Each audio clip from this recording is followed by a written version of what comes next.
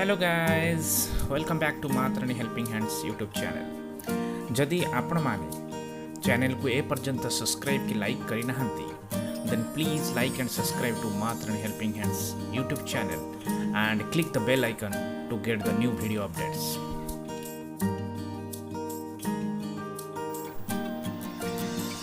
मातरणी helping hands पक्षरु कर्कट पीड़िता मधुचंदा को आर्थिक सहायता। कुजंग ब्लॉक मल्लासाई ग्रामर कर्कट पीड़िता मधुचंदा पंडा को सहायतार हाथ बढ़ाई ओडिशार अग्रणी स्वेच्छासेवी अनुष्ठान मातरणी हेल्पिंग हैंड्स। सूचनायोग्य कि मधुचंदा दीर्घ 4 वर्ष धरी कर्कट रोगर शिकार होई यंत्रणा छटपट होउछंती। पति जड़े स्वल्प वेतनभोगी पेट्रोल पंप कर्मचारी जहाँ किछि अर्थ संचित थिला ताहा पत्नी चिकित्सा करिबारे खर्च होई सारलाणी। अर्थर घोर अभाव हेतु ना दुई झील को ठीक से पाठ पढ़ाई पारुछंती ना पत्नी चिकित्सा कराई पारुछंती। एभली एक दुखद खबर विभिन्न गणमाध्यम पाई मातरणी हेल्पिंग हैंड्स सभापति तथा युव समाजसेवी इंजीनियर शंखेश्वर प्रसाद महांती, सचिव शारदा प्रसन्न नंद, वरिष्ठ सदस्य कुनेश बारिक, मानेश कुमार मल्लिक एवं जीवन ज्योति जयसिंह प्रमुख मधुचंदा बासभवन में पहुंची 10,000 टंकार आर्थिक सहायता देवा सह तांकर आशु आरोग्य कामना करथिले।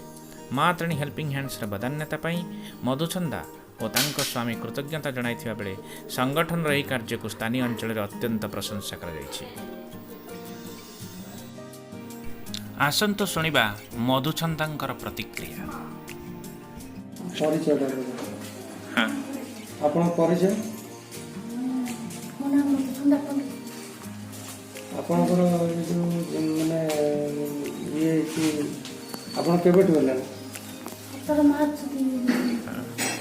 कौन है आपण कहबे टिके ना ब्रेस्ट कैंसर हेतला। अच्छा ऑपरेशन हेतला एबे बोन को रोको जाय छै।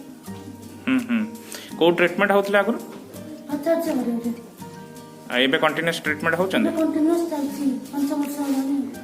अच्छा आगर कि आपण को एमती हेल्प करिसेंती ए न्यूज़ सुनि किनी ना आगु केबे पासेनी। अच्छा आज मातरणी हेल्पिंग हैंड्स आपण पाखरे आसी पहुंची आपण को 10,000 टंका आर्थिक सहायता देछि से विषय कोन कहबे? बहुत खुशी लागै आ कोन कहै ठीक अछि। आसंतु शुणिबा आमर सचिव वरिष्ठ सदस्य एवं जनसाधारण प्रतिक्रिया। परिचय शारदा प्रसन्न नंद, सेक्रेटरी मातरणी हेल्पिंग हैंड्स। आज आपण कोठी आस्थिले? आमे मल्लासाई ग्रामर मधुचंदा पंडा मैडम को बोन कैंसर जानला पर समाज को खबर पाइला पर साहाय्य करने आसते सी अलरेडी 4-5 वर्ष है ट्रिटमेंट होती आचार्य हरिहर आम आज 10,000 टकर साहाय्य प्रदान कर। अच्छा ठीक आपण परिचय मो ना जीवन ज्योति जयसिंह।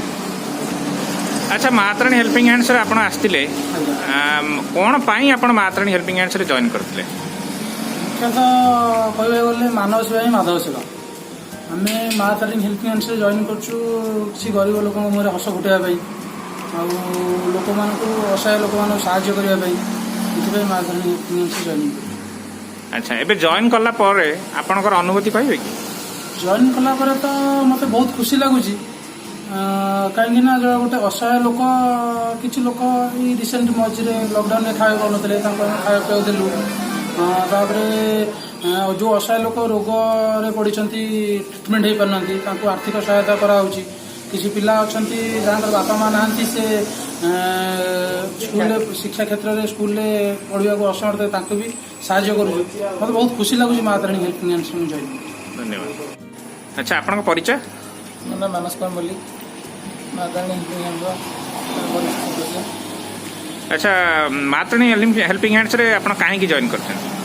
मातरणी हेल्पिंग हैंड्स रो मो जॉइन कली फेसबुक रे सब देखिली सब काम गुड़ा देखिए मतलब भल लगे कि बहुत दुख पड़ी जो लोक मैंने साहय कर मोर भी बहुत इच्छा था टे साहय कर किसी तो बेसी न कले तो किसी मात्रा साहय करी तेणु यूट्यूब चैनल जो फेसबुक रे देखी मत बहुत भल लगे मातरणी जॉइन कर। अच्छा जॉइन कला पर ठारू आपण बहुत आड़े जाउथिबे आपणकर से अनुभूति विषय कहिबे कि? ଜଏନ୍ କଲା ପରେ ମୁଁ ତ ଯେଉଁ ଜାଗା ସବୁ ଯାଉଛି ଯେଉଁ ଭଳିଆ ଲୋକଙ୍କ ପାଖରେ ପହଞ୍ଚୁଛି ମାନେ ଦେଖିକି ବହୁତ ଦୁଃଖ ଲାଗୁଛି ଯେ ଏମିତି ଅବସ୍ଥାରେ ଲୋକମାନେ ବି ଅଛନ୍ତି।